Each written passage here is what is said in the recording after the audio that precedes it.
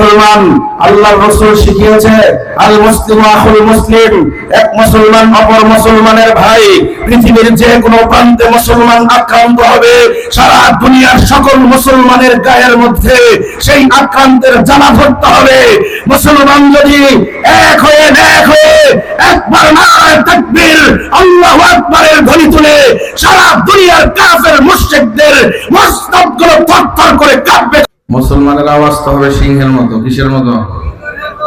মুসলমান বাঘের জাতি, সিংহের জাতি। মুসলমান আওয়াজ দিবে তো সারা দুনিয়া থরথর করে কাঁপবে।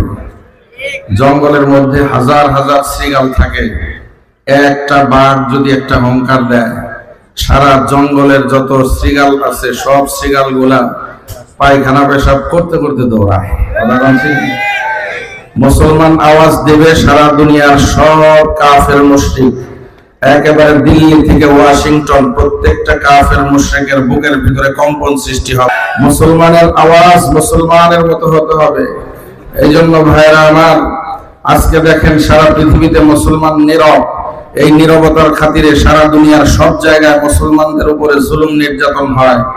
বসনিয়ায় মুসলমানদের উপরে জুলুম হয়, চেচনিয়ায় মুসলমানদের উপরে জুলুম হয়, বার্মায় পার্শ্ববর্তী দেশ বার্মায় মুসলমানদের উপরে জুলুম হয়, কাশ্মীরে মুসলমানদের উপরে জুলুম হয়, গুজরাটে মুসলমানদের উপরে জুলুম হয়, ফিলিস্তিনে মুসলমানদের উপরে জুলুম নির্যাতন হয়। ও বন্ধু, সারা দেশে সারা পৃথিবীতে এই মুহূর্তে প্রায় 200 কোটি মুসলমান। 200 কোটি মুসলমান যদি এক প্ল্যাটফর্মে এসে একটা আওয়াজ দিত, নারায়ে তাকবীর আল্লাহু আকবারের ধ্বনি তুলতো, দিল্লি থেকে ওয়াশিংটন পর্যন্ত, ও বন্ধু, ইসরায়েল সহ সারা দুনিয়ার শয়তান বজ্জাত কাফের মুশরিকদের মস্তকগুলো থরথর করে কেঁপে উঠতো। কথা বলেন ঠিক না ঠিক? কিন্তু আজকে এক দেশের মুসলমান মানে অন্য দেশের মুসলমান চুপচাপ চেয়ে চেয়ে নীরবে হাসে, বলে তাকে মানে তো আমার কি, আমার তো কোনো সমস্যা নাই। মুসলমান, আল্লাহর রাসূল শিখিয়েছে আল মুসলিমু আখুল মুসলিম, এক মুসলমান অপর মুসলমানের ভাই। পৃথিবীর যে কোনো প্রান্তে মুসলমান আক্রান্ত হবে, সারা দুনিয়ার সকল মুসলমানের গায়ের মধ্যে সেই আক্রান্তের জ্বালা ধরতে হবে। মুসলমান যদি এক হয়ে একবার নারায়ে তাকবীর আল্লাহু আকবারের ধ্বনি তুলে সারা দুনিয়ার কাফের মুশরিকদের মস্তকগুলো থরথর করে কাঁপবে। কথা বলেন ঠিক না ঠিক? মুসলমানকে মারবে তো দূরের কথা, আজকে যদি আরব বিশ্বের মুসলমান এক হয়ে যায়, ও বন্ধু, আজকে যারা পৃথিবীর মধ্যে দাদাগিরি করতেছে, এই দাদাগিরি তাদের দাদাগিরি থাকবে না। সৌদি আরবের তেল দিয়া, ও বন্ধু, হোয়াইট হাউসের গাড়ি চলে। হোয়াইট হাউসের যে গাড়ি, প্রেসিডেন্ট হোয়াইট হাউসে যায়, ওই সৌদি আরব যদি আজকে তেল বন্ধ করে দেয়, কালকে হোয়াইট হাউসের প্রেসিডেন্টের গাড়ির চাক্কা ঘুরবে না। কথা বলেন ঠিক না ঠিক? এই জন্য মুসলমান ভয়ের কিছু নাই। এই পৃথিবীতে রাজত্ব করবার মতো সকল উপাদান আল্লাহ আমাদেরকে দিয়েছে, শুধু আমাদের একটাই অভাব, সেটা হলো আমরা এক হতে পারতেছি না। কথা বলেন ঠিক না ঠিক? এই মুসলমান আর কত ঘুমন্ত থাকবা?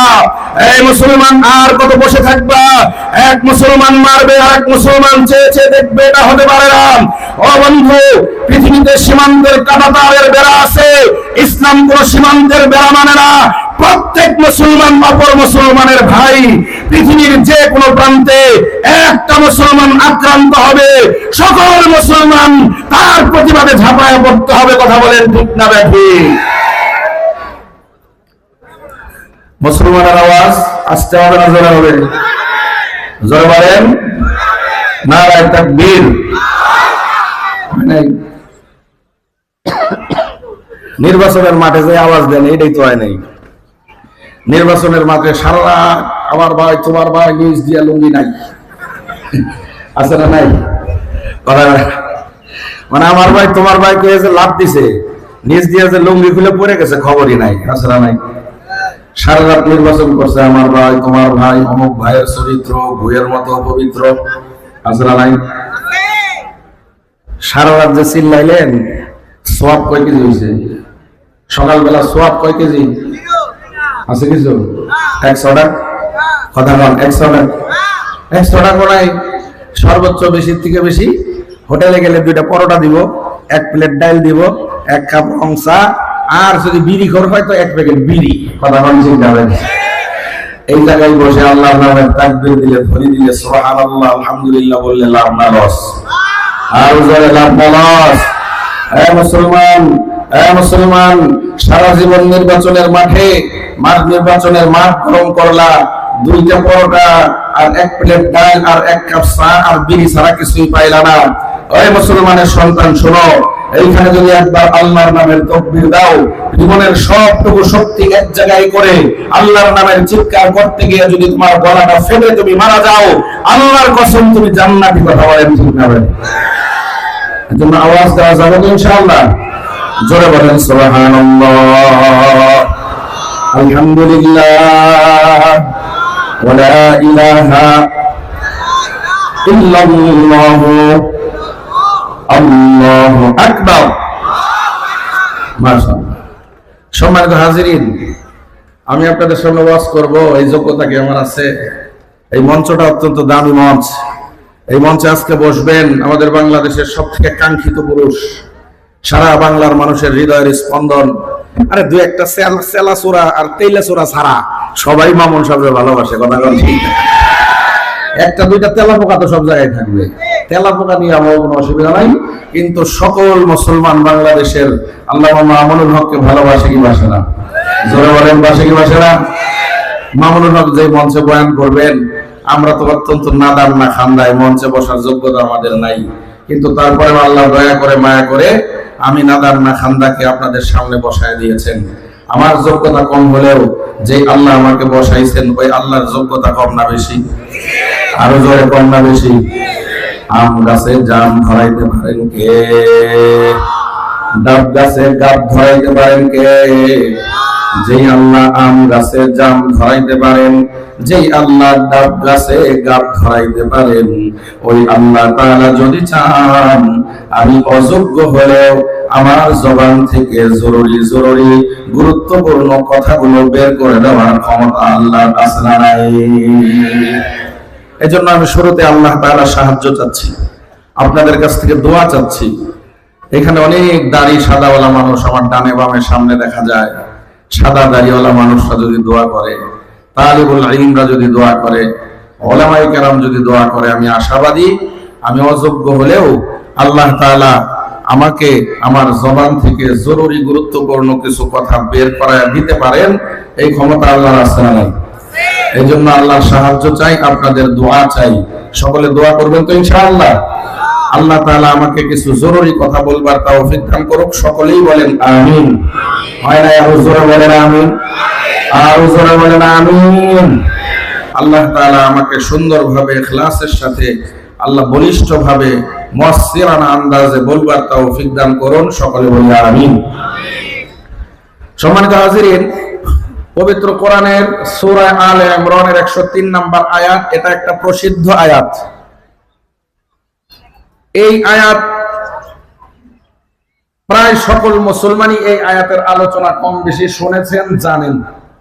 উলামায়ে কেরাম তো কথাই নাই, উলামায়ে কেরাম ছাড়াও এই আয়াতের আলোচনা কম বেশি আমরা সবাই শুনেছি। আয়াতের মধ্যে আল্লাহ একটা কথা বলেছেন, ওয়াতাসিমু বিহাবিলিল্লাহি জামিআও ওয়া লা তাফাররাকু। আল্লাহ তাআলা মুসলমানদেরকে বলছেন, তোমরা সকলে মিলে আল্লাহ তাআলার রশিকে মজবুত ভাবে আঁকড়ে ধরো, পরস্পরে মতনৈক্য করে তোমরা বিভেদ সৃষ্টি করো না, পৃথক হয়ে যেও না। যদি পৃথক হও তাহলে কি লাভ না লস? কথা বলেন, লাভ না লস? পৃথক হওয়ার কারণেই তো আজকে ডান্ডার বাড়ি গিলা পড়তেছে মুসলমানের পিঠে। কথা বলেন ঠিক না? পৃথক যদি না হয়ে এক থাকি তাহলে লাভ না লস? এই জন্য আল্লাহ তাআলা বলেছেন, পৃথক না হয়ে তোমরা পরস্পরে আল্লাহর রশিকে মজবুত ভাবে আঁকড়ে ধরো। আল্লাহ তাআলাও জানেন এক এক মানুষের এক এক মেজাজ, এক এক মানুষের এক এক ধরনের বুদ্ধি বিবেচনা, সর্ব বিষয়ে সবাই একমত হতে পারবে না। এই জন্য আল্লাহ বলেছেন, আমি আল্লাহর যে রশি আছে, এই রশিকে কেন্দ্র করে সকলে এক জায়গায় আসো এবং আল্লাহর রশিটা মজবুত ভাবে ধরো। এই জন্য আল্লাহ আমাদেরকে মজবুত ভাবে কি ধরার জন্য বলেছেন? জোরে বলেন, আরো জোরে। রশি। আজকে সারাদিন ধরছিলেন রশি? একবারও ধরছেন রশি? আল্লাহ যে আমাদেরকে রশি ধরার জন্য বলছেন, আমরা কি আজকে সারাদিনের রশি একবার ধরছি? কথা হয় না, ধরছি? তার মানে বোঝা গেল এই আয়াতের তরজমা তাফসীর বুঝতে হইলে আগে জানতে হবে আল্লাহর রশিটা কি। কথা কোন ঠিক না? আল্লাহ খালি রশি ধরার জন্য বলছেন তাই না, আল্লাহ তাআলা বলছেন তোমরা মজবুত ভাবে আল্লাহর রশি আঁকড়ে ধরো। এই বাবারা শোনেন, আর তালেবুল ইলম যারা আছে তারা জানে আখাযা ইয়াখুযু আখযান শব্দের অর্থ হলো ধরা। আখাযা ইয়াখুযু আখযান অর্থ কি? ধরা, ধরা, কোন জিনিস ধরা। কাউকে যদি বলা হয় তুমি ধরো, তাহলে আরবিতে বলা হয় খুজ, তুমি ধরো। আর যদি একাধিক মানুষকে বলা হয় খুজু, তোমরা ধরো। তাহলে আল্লাহ কিন্তু এই কথা বলেন নাই খুজু বিহাবিলিল্লাহি জামিয়া। কথা বুঝতেছেন? কথা বুঝতেছেন সবাই? আওয়াজ ঠিক আছে? চিকন কথা, মনোযোগ দিয়ে না শুনলে বোঝার কোনো ভাও নাই, কায়দা নাই। খুজু অর্থ হলো তোমরা ধরো। খুজু বিহাবিলিল্লাহ অর্থ কি? খুজু তোমরা ধরো, বিহাবিলিল্লাহ আল্লাহর রশি। আল্লাহ কিন্তু এটা বলে নাই খুজু বিহাবিলিল্লাহি জামিআ ওয়া লা তাফাররাকু। আল্লাহ বলছে এটা? আল্লাহ বলছেন ওয়াতাসিমু আল ইতিসাম। আখাযা ইয়াখুযু আখযান শব্দের অর্থ শুধু ধরা, আল ইতিসাম শব্দের অর্থ শুধু ধরা না। আলেম ওলামাদেরকে জিজ্ঞাসা করেন আল ইতিসাম শব্দের অর্থ হলো মজবুত ভাবে ধরা। আল ইতিসামের অর্থ কি বুঝতেছেন তো? আল ইতিসামের অর্থ কি? মজবুত ভাবে ধরা, খালি ধরলে হবে না। আপনারা বুঝছেন ইতিসামের অর্থ কি? কথা কয় না। আল ইতিসামের অর্থ কি? মজবুত ভাবে ধরা। তো আল্লাহ তো খালি ধরার লেগে কয় নাই, মজবুত ভাবে ধরার জন্য বলছেন। আল্লাহ বলছেন ওয়াতাসিমু বিহাবিলিল্লাহি জামিআ। আল্লাহর রশিকে তোমরা কি করো? মজবুত ভাবে আঁকড়ে ধরো। বিহাবিলিল্লাহ আল্লাহর রশি, জামিআ সবাই একসাথে সম্মিলিত ভাবে, সবাই একসাথে সম্মিলিত ভাবে।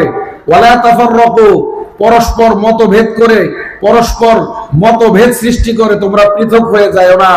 তোমরা সবাই মিলা আল্লাহর রশিকে মজবুত ভাবে আঁকড়ে ধরো। তার মানে হইল দোস্ত, আজকে দেখেন আল্লাহ এই আয়াতের তাফসীর বুঝতে হইলে এক নম্বরে বুঝতে হবে হইলো আল্লাহর রশির পরিচয়। কথা কোন ঠিক না বলি? আল্লাহ যে রশি ধরবার জন্য কইলো, আমরা তো সারা দিনে কেউ রশি ধরি নাই, তাইলে রশি ধরবেন কেমনে? এর অর্থ হইলো আমরা রশি চিনি না। কথা কোন ঠিক না বলি?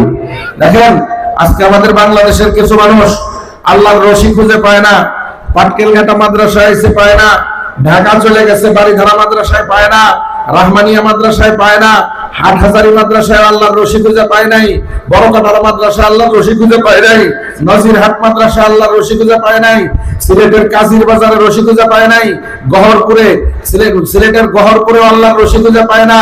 সারা বাংলাদেশের সব মাদ্রাসায় খুঁজছে, আল্লাহর রশি খুঁজে পায় না। বাইতুল মুকাররম থেকে শুরু করে সব জায়গায় খুঁজছে, আল্লাহর রশি খুঁজে পায় না। আমার কথা খেয়াল করতেছেন? আল্লাহ কি বলছেন রশি ধরার জন্য? রশি ধরতে হইলে আল্লাহর রশি আগে চিনতে হবে, কি হবে না? তাহলে এক নাম্বার আয়াতের তাফসীর বুঝতে হইলে রশি চিনতে হবে। দুই নাম্বার হইলো রশি যে ধরবো কেন ধরবো এটা জানতে হবে। তিন নাম্বার হইলো আল্লাহর রশি যে ধরবো কিভাবে ধরবো। এই তিনটা প্রশ্ন বুঝলে এই আয়াতের তাফসীর বোঝা সহজ। এই তিন প্রশ্নের জবাব আমি 10 মিনিটের ভিতরে শেষ করার চেষ্টা করবো ইনশাআল্লাহ। আবার চাইলে এই তিন প্রশ্নের জবাব 3 ঘন্টায় দেওয়া যাবে, অসুবিধা নাই। কিন্তু আমার কাছে সময় নাই।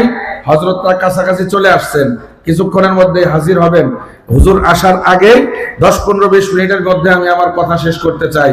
এই জন্য দয়া করে মেহেরবানি করে সবাই মেহেরবানি করে আমার দিকে নজর দেন, চুপচাপ বসে যান, নড়াচড়া করবেন না। ইনশাআল্লাহ তৈরি আছেন সবাই? ইনশাআল্লাহ।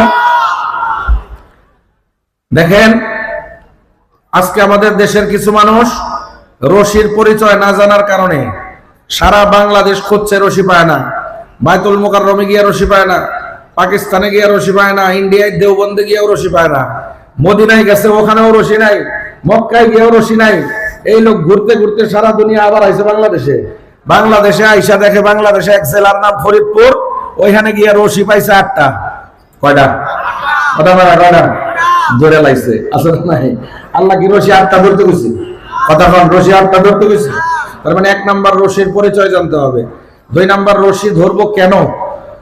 গুরুত্বপূর্ণ প্রশ্ন। রশি যে ধরবো আল্লাহ বললেন রশি ধরতে, কেন ধরবো? প্রশ্ন বুঝছেন? 3 নাম্বার হলো রশি ধরবো কিভাবে ধরবো।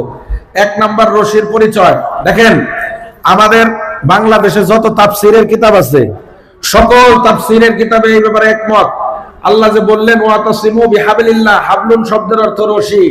হাবলুনের ব্যাখ্যা করেছেন হাবলুল্লাহ আই হাবলুল্লাহিল কোরআন, আল্লাহর রশির নাম হলো কোরআন। আল্লাহর রশির নাম কি? সবাই আল্লাহর রশির নাম কি? তাহলে এক নাম্বার পরিচয়, প্রশ্নের পরিচয় শেষ, এক নাম্বার প্রশ্নের জবাব শেষ। আল্লাহ যে রশির কথা বলছেন, রশির নাম কি? সবাই বলেন রশির নাম কি? আরো জোরে বলেন রশির নাম কি? দুই নাম্বার, রশি যে ধরবেন কিভাবে ধরবেন, না কেন ধরবেন, রশিটা ধরবেন কেন? আচ্ছা, রশি কেন ধরবেন এই প্রশ্নের জবাব দেওয়ার আগে আরেকটা নতুন প্রশ্ন। কি প্রশ্ন? এই যে আল্লাহ বললেন আল্লাহর কোরআনকে আল্লাহর রশি বললেন, রশি বললেন না? আবার কোরআনের শুরুতে আলিফ লাম মিম যালিকাল কিতাব, আল্লাহ বলেছেন এটা একটা কিতাব। আল্লাহ কি বলছে? যালিকাল কিতাব লা রাইবা ফি, এটা একটা কিতাব, এর মধ্যে কোনো সন্দেহ নাই। তাহলে কোরআনকে আল্লাহ কিতাব বলছেন না? কোরআনকে আল্লাহ কি বলছেন?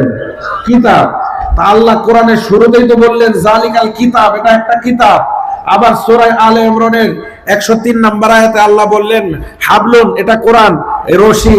অর্থাৎ কোরআনকে আল্লাহ এক জায়গায় রশি বলছেন, এক জায়গায় কিতাব বলছেন। কারণ কি? নতুন একটা প্রশ্ন। এই মুসলমান, তোমাদের কাছে আমি জানতে চাই, আমার আর তোমার আদি পিতার নাম কি? আর জোরে বলেন আদি পিতার নাম কি? আদি পিতার বাড়ি ছিল কোথায়? জান্নাতে। কোথায়? জোরে বলেন কোথায়? এই মুসলমান জবাব দাও। মুসলমান হিসেবে তোমার বাড়ি সাতক্ষীরা হতে পারে না, মুসলমান হিসেবে তোমার বাড়ি পাবনা নোয়াখালী হতে পারে না, মুসলমান হিসেবে তোমার বাড়ি চিটাগাং চট্টগ্রাম কক্সবাজার ফেনী হতে পারে না। মুসলমান হিসেবে তোমার আসল বাড়ির নাম হলো জান্নাত। কথা বলেন ঠিক না বেঠিক? এই মুসলমান, আমার আর তোমার আসল বাড়ি কোথায়? কারণ আমার আর তোমার আদি পিতার নাম হলো আদম। আল্লাহ আদম আলাইহিস সালাতু ওয়াস সালামকে বানাইলেন, বানানোর পর আদমকে বানাইলেন আল্লাহ মাটি দিয়া। কি দিয়া?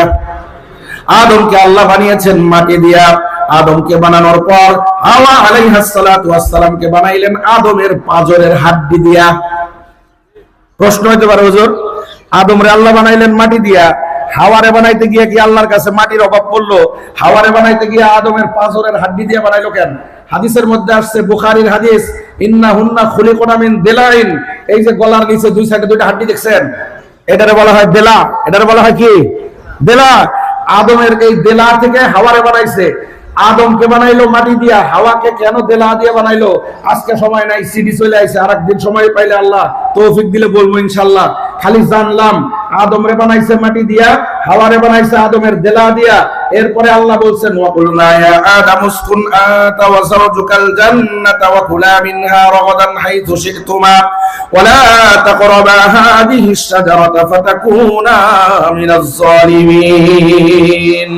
আল্লাহ তাআলা বললেন আদম এবং হাওয়া তোমাদেরকে বানানো হইলো, তোমাদের জন্য থাকবার জন্য জান্নাত তোমাদেরকে দিয়ে দিলাম। জান্নাত তোমাদের বাড়ি, জান্নাত তোমাদের ঘর, জান্নাত তোমাদের আসল বাড়ি। জান্নাতের মধ্যে তুমি থাকো, খাও, ঘুরো ফিরো, কোনো অসুবিধা নাই, যা মনে চাই তাই তুমি করো। জান্নাত তোমাদের বাড়ি ঘর হিসেবে তোমাদেরকে আমি আল্লাহ তাআলা দিয়ে দিলাম।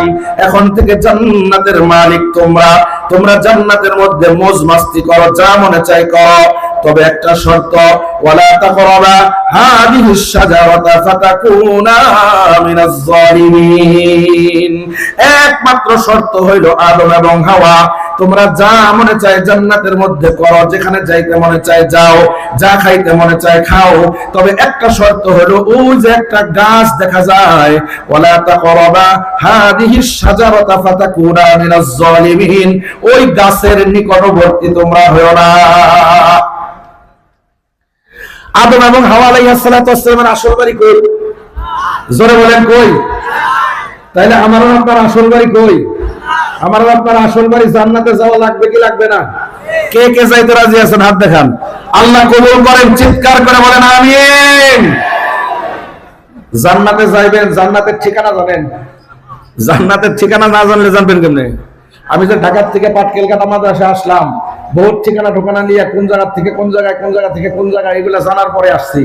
আপনি যদি এখান থেকে ঢাকা যান, কোন জায়গা থেকে গাড়িতে উঠবেন, কোথায় নামবেন, এরপরে কোথায় যাবেন, এই ঠিকানা না জানলে যাইতে পারবেন? কথা বলেন, যাইতে পারবেন? তাহলে জান্নাতে যে আসল বাড়ি আমার আপনার, জান্নাত আসল বাড়ি, যাইতে হবে কি হবে না? যাইতে চান কি চান না? আল্লাহ কবুল করেন, সকলে বলেন আমিন। আমি দুই কথার মধ্যে জান্নাতের ঠিকানা আজকে বলে দিচ্ছি। আমাদের বাংলাদেশে ও বন্ধু এরকম কিছু নাস্তিক মোরতাদ আছে যারা যুব সমাজের কানে কানে গিয়ে বলে জান্নাত জাহান্নাম বলতে কিছু নাই, হুজুররা যে বলে মিথ্যা কথা বলে, কোরআন হাদিসের মধ্যে বলছে বানানো কথা বলে, বলেন না নাউজুবিল্লাহ। আসলে জান্নাত জাহান্নাম বলতে কিছু নাই। আমরা বিজ্ঞানের কল্যাণে দক্ষিণ মেরু, উত্তর মেরু, পুরা পৃথিবী ভ্রমণ করেছি। মাটির নিচেও আমরা দেখেছি, আসমানে আমরা চলে গিয়েছি, মঙ্গল গ্রহে চলে গিয়েছি, পৃথিবীর এরিয়া আমরা মেপে ফেলছি, সূর্যের দূরত্ব মেপে ফেলছি, চন্দ্রের দূরত্ব মেপে ফেলেছি, গ্রহ নক্ষত্র নেপচুন বুধ শনি সব গ্রহ নক্ষত্র আমাদের দেখা শেষ। জান্নাত জাহান্নাম আমরা কোথাও খুঁজে পাই নাই। যদি থাকতো তাহলে এর মধ্যেই তো থাকতো। হুজুররা যে বলে জান্নাত জাহান্নাম আছে, আসলে নাই, এগুলো হলো মিথ্যা কথা। ও মুসলমান জিজ্ঞাসা করতে চাই, ও মুসলমান জিজ্ঞাসা করতে চাই, যুক্তি পরে দেব, জবাব পরে দেব, কোথায় জান্নাত জাহান্নাম আছে পরে। আগে আমি আপনাদের কাছে জানতে চাই মুসলমান হিসেবে আমার আর আপনার ঈমান কি বলে, জান্নাত জাহান্নাম আছে না নাই? আর জোরে বলেন আছে না নাই? একটা তথ্য দেই, সময় তো আসলে কম, কথায় কথা চলে আসে, তারপরে আমি সংক্ষেপে শেষ করার চেষ্টা করতেছি। আল্লাহ যখন হাসরের ময়দান থেকে একটা মানুষকে জান্নাতে দিবেন, জান্নাতে দিবেন, কি বলে জান্নাতে দিবেন জানেন? একটা কথা তো বলবেন, জান্নাতে যাওয়ার সময় একটা কথা বলবেন না, এই তোরে জান্নাত দিলাম তুই জান্নাতে চলে যা, একটা কথা বলবেন না? আল্লাহ যেই কথাটা বইলা জান্নাতে দিবেন, ওই কথাটা কোরআনের মধ্যে আল্লাহ বলছেন ওয়াতিলকাল জান্নাতুল্লাতী উরিসতুমুহা বিমা কুনতুম তা'মালুন। এই যুবক আমার দিকে তাকান। পৃথিবীতে কোনো বাবা মরে গেলে বাবার সম্পদ ভাগ হয়, ভাই পায়, বোনে পায়, ছেলে পায়, মেয়ে পায়। এই যে সম্পদটা ভাগ হয়, এই সম্পদকে কি সম্পদ বলে? মিরাস। কি সম্পদ বলে? বলে বলেন কি বলে? উত্তরাধিকারী সূত্রে কি পায়? মিরাস পায়। মিরাস পায় না? বাপের তেজ্য সম্পদ ছেলে মেয়ে যে পায়, এটা কি বলে? মিরাস। কোরআনের আরবি না বুঝলেও কিছু তো বুঝেন। আল্লাহ কি বলছেন দেখেন, ওয়াতিলকাল জান্নাতুল্লাতী উরিসতুমুহা বিমা কুনতুম তা'মালুন। এই মুসলমান, আজকে যে তোকে আমি জান্নাত দিলাম, এই জান্নাতটা তোকে এমনি এমনি দিলাম না। উরিসতুমুহা, তোর বাপের তেজ্য সম্পদ হিসেবে, তোর মিরাসের বন্টন হিসেবে জান্নাত তোকে দিলাম। চিৎকার করে বলেন সুবহানাল্লাহ। সুতরাং জান্নাত আমরা পাবো আমার বাপ দাদা, আমার বাপের মিরাস হিসেবে, বাপের সম্পদ হিসেবে। কথা বলেন ঠিক না? বুখারী শরীফের হাদিসের মধ্যে আসছে সর্বশেষ যে লোকটা জান্নাত পাবে, সর্বশেষ, এটা কোনো বানানো কিচ্ছা কাহিনী না, ঠাকুরমার ঝুলি না, আরব্য রজনী না। বুখারীর মধ্যে আসছে সর্বশেষ যে লোকটা জান্নাতে যাবে, এরপরে আর কোনো মানুষ জান্নাতে যাবে না। সব থেকে দুর্বল ঈমান, এর থেকে দুর্বল ঈমান আর নাই। আল্লাহ তাআলা রাসূলকে বলবেন জাহান্নামের মধ্যে অনেক লোক আছে, 2000, 5000, 10000, 50000, 1 লাখ বছর ধরে জ্বলতেছে, এগুলার শাস্তি শেষ, আপনি এগুলারে ধরে ধরে নিয়ে জান্নাতে যান। রাসূল আসবেন, খুঁজে খুঁজে বাইর করে জান্নাতে নেবেন। আল্লাহ আবার কয়েক বছর পর ডাক দিবেন, আবার রাসূল এসে নিয়ে যাবেন। আল্লাহ আবার ডাকবেন, আবার রাসূল এসে খুঁজে খুঁজে নিয়ে যাবেন। আল্লাহ আবার ডাকবেন। এইবার রাসূল গিয়ে আর খুঁজে পায় না, কারণ ঈমান এত দুর্বল। আল্লাহ তাআলার ওই মুসলমানের ঈমান এত দুর্বল, রাসূলের রাডারে তা ধরাই পড়ে না। এবার রাসূল বলবে আল্লাহ গো, আপনি তো আমারে বলছেন আমার উম্মত আছে, আমি আর পাই না খুঁজে, আমার রাডারে ধরে না, আপনি একটু দয়া করে এগুলারে জান্নাতে দিয়ে দেন। আল্লাহ তাআলা তখন আল্লাহর কুদরতি হাতকে চালনি বানাবেন। চালনি, ওই যে জিলাপি ভাজে দেখছেন নি, পেঁয়াজু ভাজে দেখছেন, দেখছেন একটা চামিচ এক খাবলা দিয়ে আধা কেজি উঠাইলা আছে না নাই? আল্লাহর হাত আছে না নাই? কিন্তু আমার আর আপনার মতো না, ভুল বুঝছেন না, সময় কম, আমার এদিকে যেতে পারতেছি না। আল্লাহর হাত আছে, কেমন এটা আল্লাহ ভালো জানে, আমরা জানি না, তবে হাত আছে। আল্লাহ তাআলার কুদরতি হাতকে আল্লাহ চালনি বানাবেন, একটা ছাকনি দিয়ে জাহান্নামের মধ্যে দিবেন, অনেকগুলা মানুষ আসবে, এগুলার আল্লাহ জান্নাতে পাঠাবেন। আবার ছাকনিটা একটু চিকন করে আরেকটা দিবেন, আরো কিছু উঠবেন, আবার একটু চিকন করে আরেকটা দিবেন, আরো কিছু উঠবেন। এরপরে আল্লাহর হাতের ছাকনিটাকে আরো ছোট বানাবেন, একটা খেয়াও দিবেন, একজন মানুষ আসবে। আর জাহান্নামে কোনো মানুষ নাই, মুসলমান নাই, যারা আছে কাফের, এগুলো আলাদা। মুসলমান শেষ যেটা বের হবে, এই আগুনের মধ্যে থেকে যেটা বের হবে, এটা কি মানুষের মতো সুন্দর চেহারা থাকবে না কয়লা? জোরে কোন, আরো জোরে। আল্লাহ তাআলা কুদরতি হাত দিয়ে ওই লোকটাকে উঠাবে। ওই লোকটা তো থাকবে একটা কয়লার টুকরা, এই কয়লার টুকরাটাকে আল্লাহ হাউজে কাউসারের মধ্যে ডুবায় দিবে। ও বন্ধু, আপনারা দেখেছেন জিলাপি ভাজার পর মিষ্টির রসের ভিতরে শিরার ভিতরে চামিচ দিয়ে এরকম জিলাপি গুলাকে এরকম উঁচু নিচু করে দেয় আসলে নাই। আল্লাহ তাআলা ওই লোকটাকে হাউজে কাউসারের মধ্যে ছেড়ে দিয়ে আল্লাহ তাআলার হাত দিয়া এই লোকটাকে এরকম ভাবে জিলাপির রসের মধ্যে যেমন জিলাপি দেয় এরকম করতে থাকবে। এই লোকটা ডুব দিবে একটা কয়লার টুকরা হয়ে।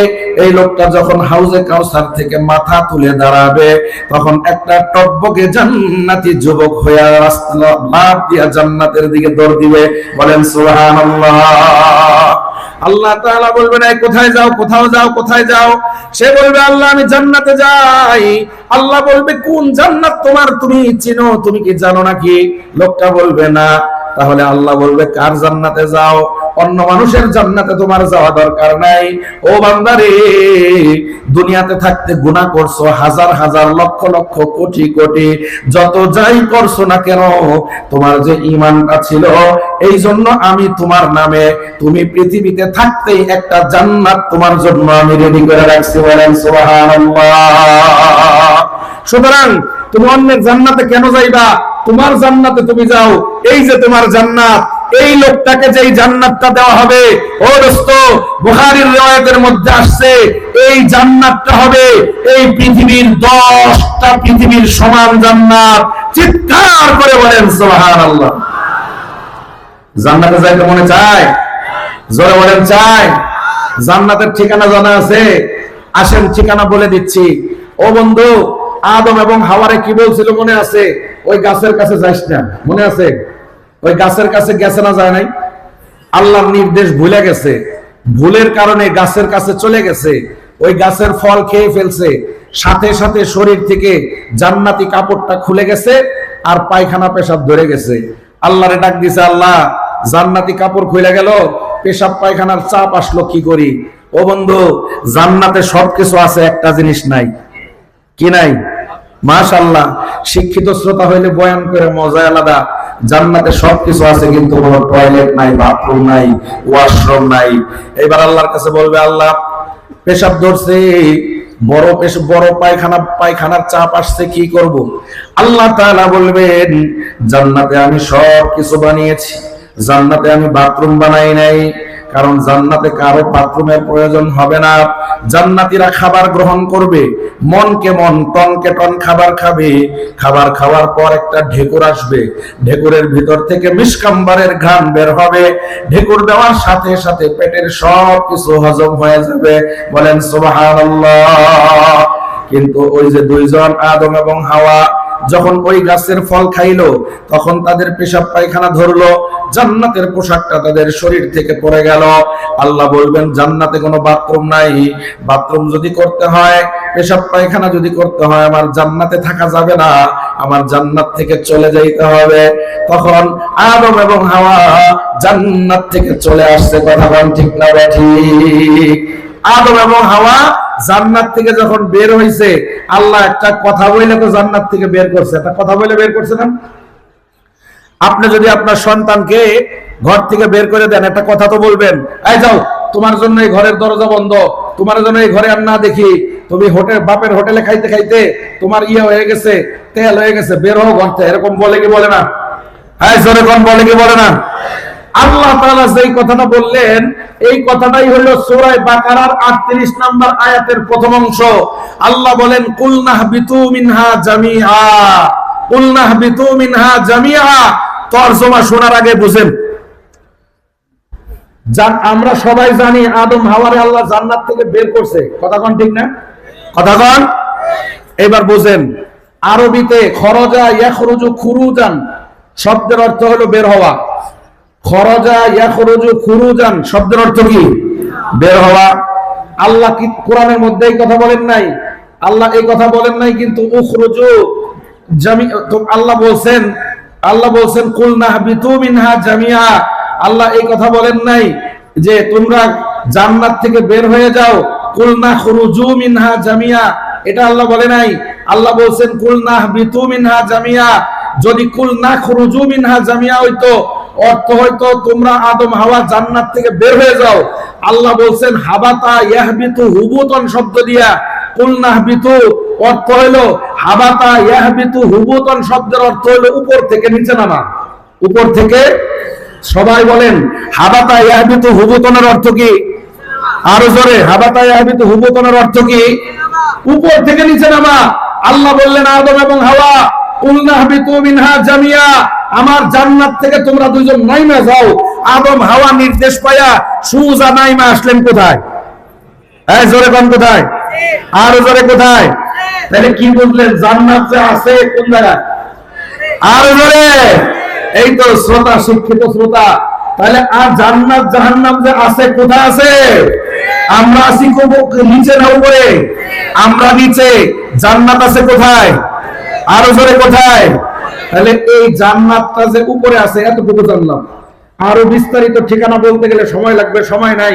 আমি আপনাদের সংক্ষেপে বলে দেই কতটুকু উপরে আছে, এইটা বুঝতে গেলে সময় লাগবে, আমার কাছে সময় নাই। তবে একটা কথা আপনাদেরকে বলি, প্রথম আসমান, মাটির থেকে প্রথম আসমান আছে না নাই? প্রথম আসমানের দূরত্ব কম না বেশি? জোরে বলেন, কম না বেশি? বিজ্ঞানীর কবি সাহিত্যিকরা বলে আজকে আকাশের রং নীল। আকাশ দেখে ফেলছে আকাশের রং নীল। আকাশে পৃথিবীর কোনো চোখ দিয়ে দেখার কোনো সুযোগ নাই, কারণ আকাশ এত দূরে যেটা দেখার জন্য দুনিয়ার চোখের পাওয়ার নাই। কথা বলেন ঠিক না ভাই? ও বন্ধু, আসমানের দূরত্ব আমি আপনাদেরকে বলি। সূরা সফফাত, সূরা সফফাত 6 নম্বর আয়াত, ইয়াসিন সূরার পরের সূরা। আল্লাহ তাআলা বলছেন ইন্না যায়্যানাস সামাআদ দুনিয়া বিজিনাতিল কাওয়াকিব। এই যে তোমরা আসমানে চন্দ্র, সূর্য, গ্রহ, নক্ষত্র যা কিছু দেখো, এই সব কিছু আমি প্রথম আসমানের নিচে স্থাপন করেছি। বলেন সুবহানাল্লাহ। সূর্যটা কি কাছে? কথা বলেন, কাছে? পৃথিবীর থেকে কত দূর? 9,30,00,000 মাইল দূরে। কি সূর্য পৃথিবী থেকে কত মাইল দূরে? 9,30,00,000 মাইল দূরে। তাহলে সূর্য, চন্দ্র পৃথিবী থেকে কাছে না দূরে? আর এই সব কিছু আছে কোথায়? প্রথম আসমানের নিচে। তাফসীরে রুহুল বয়ানে বিস্তারিত লেখা আছে। তাফসীরে রুহুল বয়ান, ও বন্ধু, এই যে আসমান, এই যে সৌরজগৎ, চন্দ্র, সূর্য, গ্রহ, নক্ষত্র, এই যা কিছু আছে এটারে বলা হয় সৌরজগৎ। কি বলা হয়? আরো জোরে কি বলা হয়? সৌরজগৎ। এই সৌরজগৎটা পৃথিবীর জমিন থেকে যেই পরিমাণ দূর, এই সৌরজগতের উপরে ঠিক এই পরিমাণ জায়গা আছে খালি, এর নাম হলো মহাশূন্য। নাম কি? মহাশূন্যের উপরে প্রথম আসমান, এরপরে প্রথম আসমান এই পরিমাণ মোটা, এরপরে দ্বিতীয় আসমান এই পরিমাণ ফাঁকা, এরপরে তৃতীয় আসমান, চতুর্থ, পঞ্চম, সপ্তম আসমান। পাইছেন? সপ্তম আসমান কত দূর মোটামুটি পাইছেন? এদিকে কথা বল। সপ্তম আসমানের দূরত্বটা মোটামুটি ক্লিয়ার হয়েছে, বুঝে আসছে? এইবার আল্লাহ কি বলেন দেখেন, জান্নাতের ঠিকানা বলতেছি, চিৎকার করে সুবহানাল্লাহ কইবেন লেগে রেডি থাকেন।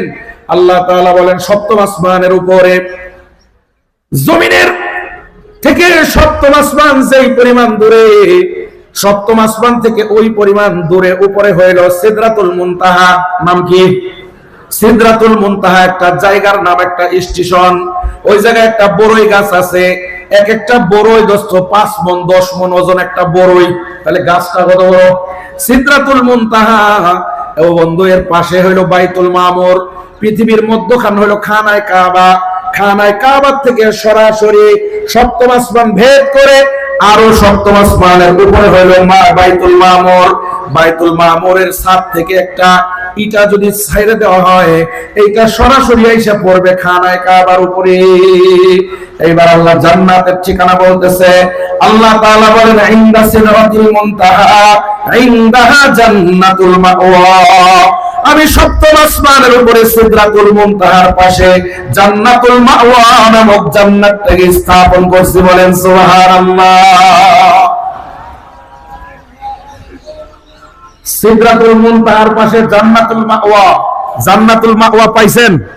কথা বলেন, জান্নাতুল মাওয়া পাইছেন? এই যে জান্নাতুল মাওয়া, এটা উপরে না কোন দিকে? কত উপরে? অনেক উপরে।